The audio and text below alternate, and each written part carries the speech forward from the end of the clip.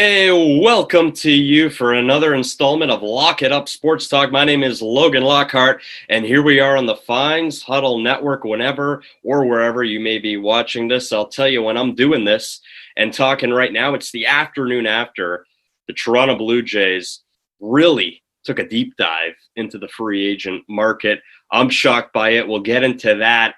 NFL, it's championship week. NFC, AFC, Tom Brady, Aaron Rodgers. Last week we saw the Brady versus Breeze matchup, and now yet again another matchup between two future Hall of Famers. And then those Bills. Yeah, Bills Mafia. It's running wild, not just in Western New York, a little bit here where I'm doing this right now in Southern Ontario. It's pretty wild with the Bills. It's pretty wild. These guys, this is a good team. But the elephant in the room is Patrick Mahomes. We'll get to that as well. But let's start with those Blue Jays. Now, look, I always thought George Springer was the Mets to lose.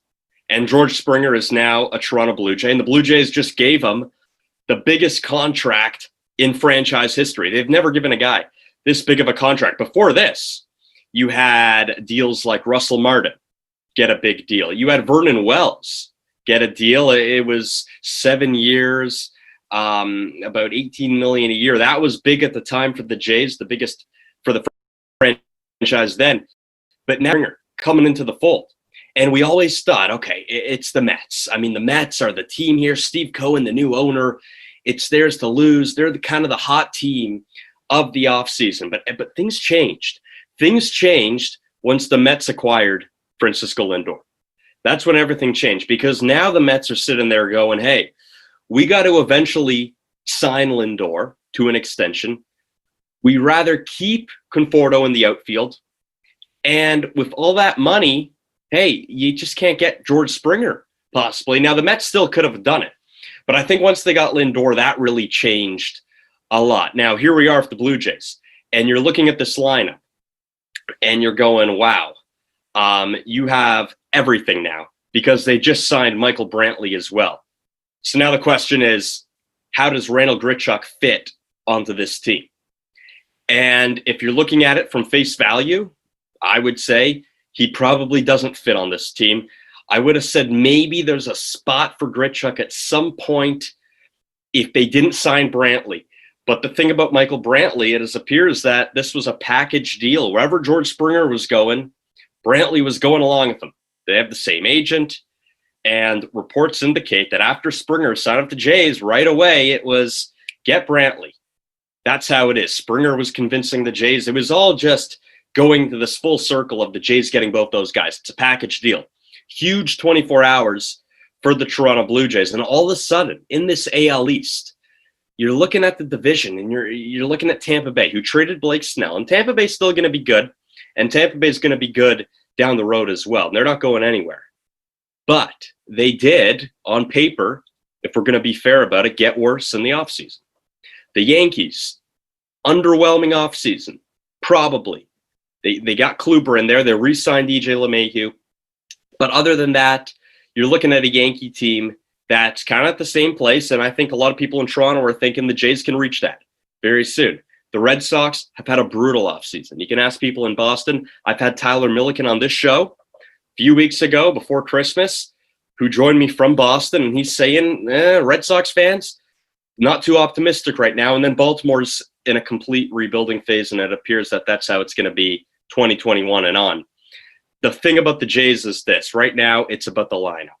You have so many different options, and in a minute, I was thinking maybe we'll go through the lineup, project some things, have some fun of what we can do. There's so many different ways you can go with this Blue Jays lineup. They're going to need to add a starter. They just are. Ryu is the ace, but Ryu is not a 25-year-old ace. Okay, there's question marks up for Ryu. He was great in a shortened season. That's great. You do need to add another pitcher, though. And the rotation is, other than Nate Pearson, you're kind of looking at veterans who have found success in the past. They're trying to recoup all that success. We'll see if it happens. There are still starting pitchers left in the market. Trevor Bauer is out there. I would be shocked if the Jays sign Bauer. I was already shocked that they signed George Springer, because I thought George Springer, being from Connecticut, he said that playing close to home is important to him. It's the Mets. It makes sense. The Mets are in this thing. They're in a similar spot of the Jays of, if the Jays are looking up to the Yankees, the Mets are kind of looking up to the Braves right now in that division, respective division. And they're saying to themselves, hey, we got Lindor, we get Springer right in the mix. The Jays instead are the team that, even though we heard the Jays, they're in on Springer, they're in on everyone, every free agent the Jays have been on, it's become a running joke in Major League Baseball. But it's not a running joke anymore because they got their guy and they closed the deal. And now the Jays have a center fielder, just like that. How does the lineup look? I'm a big fan of Kevin Biggio at the top of the lineup. I think he's just perfect for that. I'm still that sort of traditionalist in baseball where I like having a guy with a eye on base at the top of the lineup. I know the approach nowadays is, hey, put your best hitter at the top of the lineup. George Springer led off for the Astros a lot, and during their playoff runs, he did. He was their leadoff hitter. Could we see it here? I don't know. This is my point, though. The Jays have so many options right now, and the Jays lineup is looking really good. 1-9. Okay, you have question marks about Danny Jansen. That's okay, but you got Alejandro Kirk, who's right behind him, saying, hey, if Jansen can't hit, I'll be there as a platoon one day. Maybe not this year, but Kirk can play DH. He can be behind the plate. There's a lot of different things, and I thought good flexibility last year. If they can add a third baseman or another utility infielder, this team is set, and they're going to be in contention. One utility infielder, a third baseman, and then a starting pitcher. This team's set. The Jays also signed yesterday Kirby Yates, who has the potential at this contract, especially 1 year, $5 million around there, I believe it was. He can be one of the premier relievers in the game. So the Jays right now, who already had quite an underrated bullpen, they add Yates, they add Springer, they get Brantley, who I've been a huge fan of since his days in Cleveland. The Jays are looking good right now. I wouldn't be surprised if we approach spring training in the regular season that there's going to be people out there on various networks. There's going to be people writing about it. They're going to say the Jays are the team to beat in the AL East. I think the hype train is going to be there.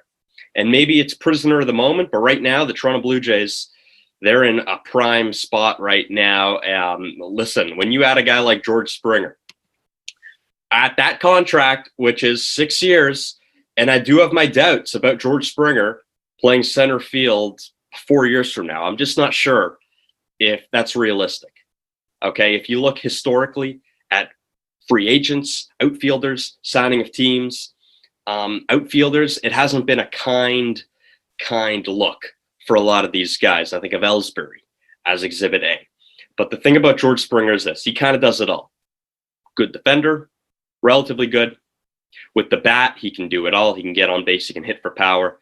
George Springer now, a Toronto Blue Jay, that's the biggest contract they've ever given out in franchise history.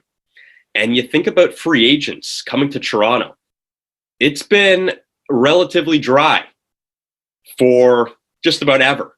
Okay, Roger Clemens, you think about big acquisitions now and all sports in Toronto. Roger Clemens, and then you think, hey, John Tavares with the Leafs, that was huge. I think that gets consideration. And then you have this, and you had Ryu last year, which was one of the premier signings in the league last offseason. And now, a year later, the Jays get Springer. The shocking part about this is this, and this is why this might be a new era for the Blue Jays in general. Typically, when they've gone out and signed somebody, not a star necessarily, but whenever they've gone out, and Ryu's the perfect example, in Toronto, they would just always assume, okay, they made their signing for the next, 5 years. We're not going to see a signing like that for a while. The Jays, they signed Ryu last year.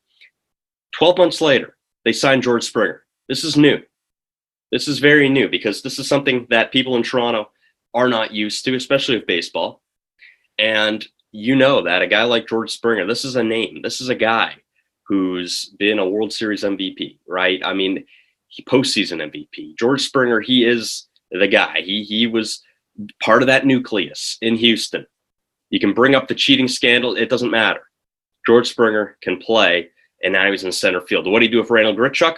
I'm not sure. The Brantley news today kind of really changes my opinion on that. You might have to trade him with Grandel Grichuk. But I'm sure the Blue Jays conversation will continue a lot from here. Let's go some NFL.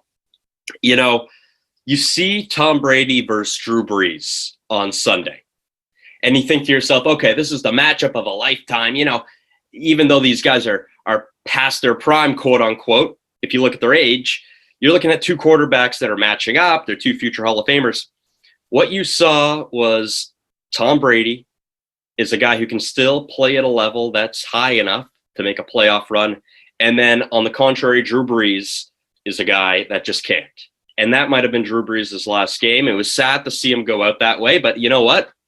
That's what it is. When you play at that age and you're trying to make a playoff run, that's what it is.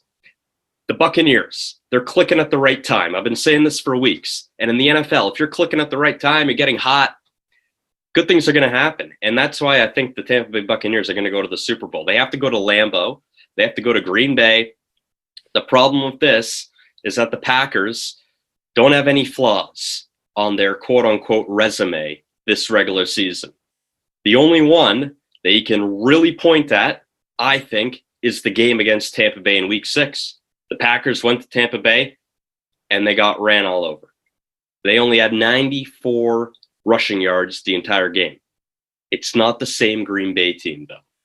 Matt LaFleur has found a trio of running backs here in the backfield that just works. It's a happy medium. Aaron Jones, Jamal Williams, A.J. Dillon. This works for Green Bay. And the team that you saw in Week 6 in Tampa Bay, it's not the same Packers team. But I can say the same thing about the Bucs. This is not the same Bucs team. We said it last week when they played New Orleans. New Orleans beat Tampa Bay twice in the regular season. The first team ever to sweep a regular season series against Tom Brady, the Saints, this year. But that was a different Bucs team. The Bucs are a different team now. And they are a different team than when the last time they saw the Packers and blew them out. I think the Bucs are going to walk in here. I just can't see a scenario where Tom Brady goes to the NFC Championship game at this point in his career and he doesn't go to the Super Bowl. I just can't see it ending here for him. We've seen this movie before. He's been doubted before. And I think he's going to go in there and he's going to beat Aaron Rodgers just like he beat Drew Brees. And I know the Packers should be favored. The weather, I was looking at the forecast this morning in Green Bay, and it's looking like for Sunday, we got about a 50% chance of snow, 24 degrees as the low, 29 is the high. It's going to be a cold one. If you're talking Celsius, we're going to be in the negatives and 50% chance of snow. So who does that favor? You would think Green Bay, right? But again, if the Packers, Aaron Rodgers, he's got a case to be the MVP of this league, and he should win this game. But the Bucs are clicking right now. You look on the defense. You look at the last two drafts they've had, 2020 and 2019, they've taken Antoine Winfield, and then they take Devin White. And both those guys just emerged, Devin White in particular, into a superstar right in front of our eyes. And we knew Devin White was good. But when he's going to make plays like that, that's game-changing. Strong tackles, follows everyone on the offensive side. And you know what? At the end of the day, I think the Bucs are clicking right now. Let's go to the AFC. The elephant in the room is Patrick Mahomes. Is he going to play? This is a playoff game. I don't expect the Chiefs to announce who's playing tomorrow or the next day. I expect it on the day of, hours before. Why would the Chiefs, show their hand? Why would they do that? The Chiefs pulled off quite a win against the Browns. And here's the scary thing. For every other NFL team who watched that game on Sunday, this is scary. Chad Henne comes into the game. And the Chiefs, they look the same. They're running the same schemes. The game plan's the same. It's as if Mahomes isn't even there. Right? It's unbelievable if the Chiefs, it's such a seamless transition, and that's credit to Andy Reid. But the fact that Chad Henne can walk in there and everything's flowing just how you expect the Chiefs to flow. The Chiefs in recent times, right? Without Patrick Mahomes, they just flow, right? Now, I'm not saying Patrick Mahomes isn't valuable. Absolutely. If Patrick Mahomes doesn't play, I'm taking the Bills to win this game. 4 quarters, give me the Bills here. Right? But Chad Henne in a relief position here, you can look at it like baseball. Relief pitcher comes in. All right, you need a couple strong innings. He's not the greatest reliever in the world, but he gives you 2 brilliant innings, something like that. That's what Chad Henne was on Sunday against the Browns. That's a scary thing for the NFL. It really is. The Bills are going to have a tough time. The key for the Bills is defense. If they can find a way to keep up with Tyreek Hill, I mean, no one will. No one will in the league. People have tried. It's been 2 years. No one can keep up with the Chiefs with those go routes. And Tony Romo mentioned it on the broadcast. He said, it's Tyreek Hill. It's like a go route, but horizontal, right? I mean, the linebackers have a tough time keeping up with him. It's a tough task. Buffalo can do this. I expect a close game. I can see a scenario where it's a 1-point game late and the team that wins was down by 1. They kick a field goal and that's the game. I can see a scenario like that. But at the end of the day, if this game was in Buffalo, I would go all Bills all day. It's in Kansas City. It changes up a lot. It's going to be a close one. This rests a lot on whether Mahomes is going to play or not. But I can tell you this, that I don't think the game plan for the Chiefs is going to change that much. I think Sunday, the fourth quarter, was evidence of this. Their game plan is not going to change. It could slightly, but I think the Bills, they're going to game plan the same way, whether it's Mahomes or Henne, because that's the key. The key is that the Chiefs are going to run. They're a well-oiled machine. They're going to run the way they do. And you saw Chad Henne go in there, and he became a playoff hero instantly. The play calls, by the way, Eric Bieniemy and Andy Reid, I mean, the aggression. If they didn't convert on fourth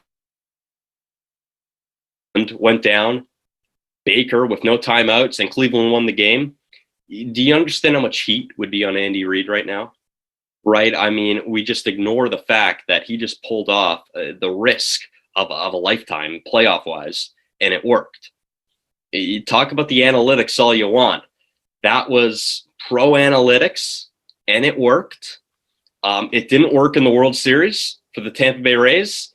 It worked here against the Cleveland Browns for the Kansas City Chiefs, and it's a well-oiled machine. It really is. That is the game. That's the wrap on the NFL there. Who will play in the Super Bowl? By the way, we've never had a team play in the Super Bowl as the true home team, because the Super Bowl is in Tampa this year. Wherever the host city's been, that team has never played in the game.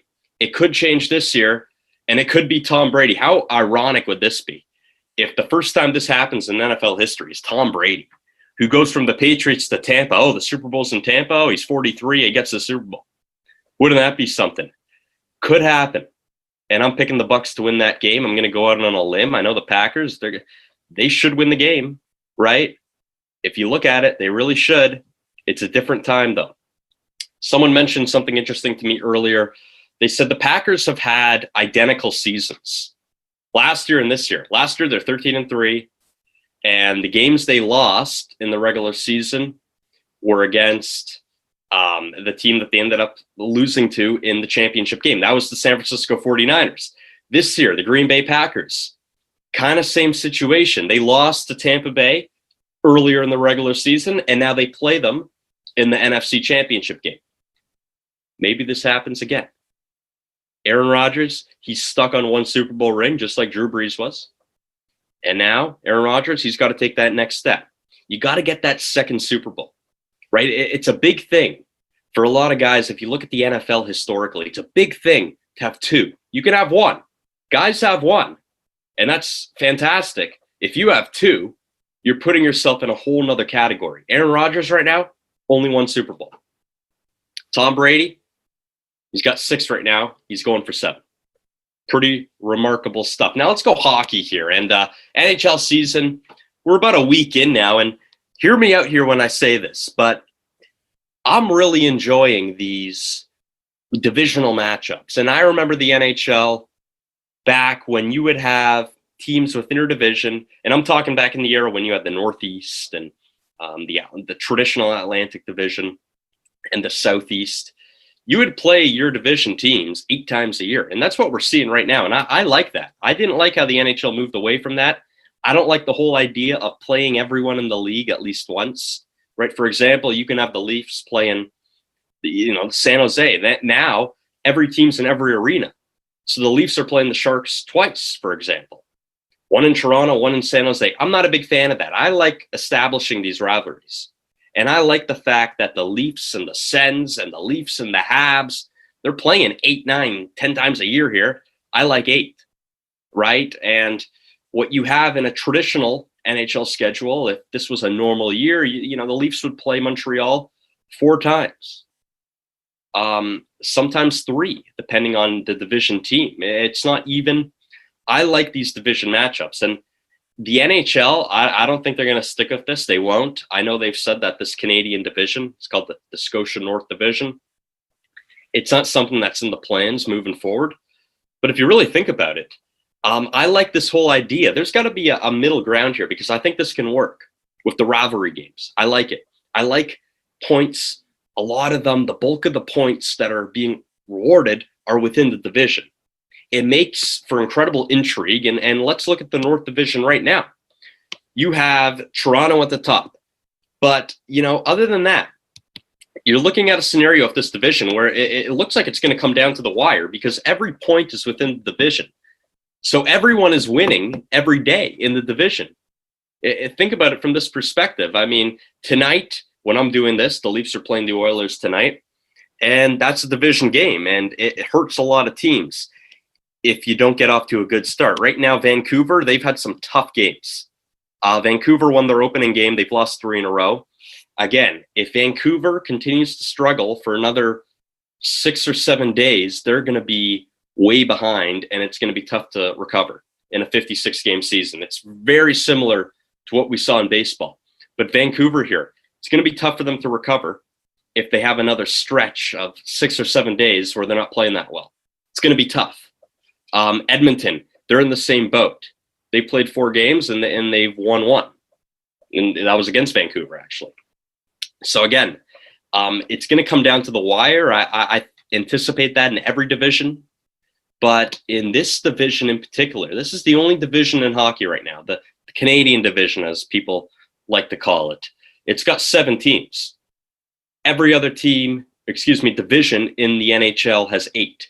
So now you're in a division where there's 1 less team and less spots to be fought over, and it's intriguing. I like it.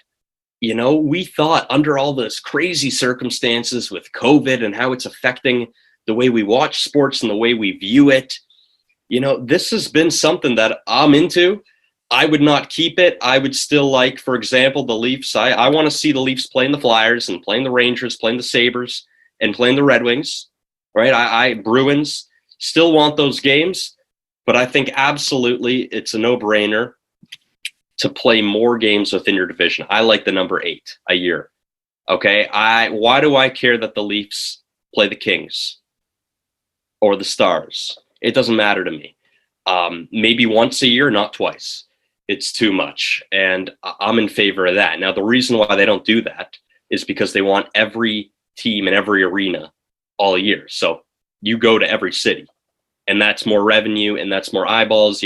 For example, Connor McDavid, the NHL would want him in every arena throughout the season, right? It's, you kind of get the short end of the stick if you're in, if you're the Islanders and you miss out on seeing Connor McDavid at your home games, right? That's the logic there, and I understand that. But I think that there's kind of some give and take here, and there's pros and cons. And if I'm the NHL, I'm saying let's ramp up the divisions here. That was the whole point of the realignment anyway, right? It was to get more rivalries.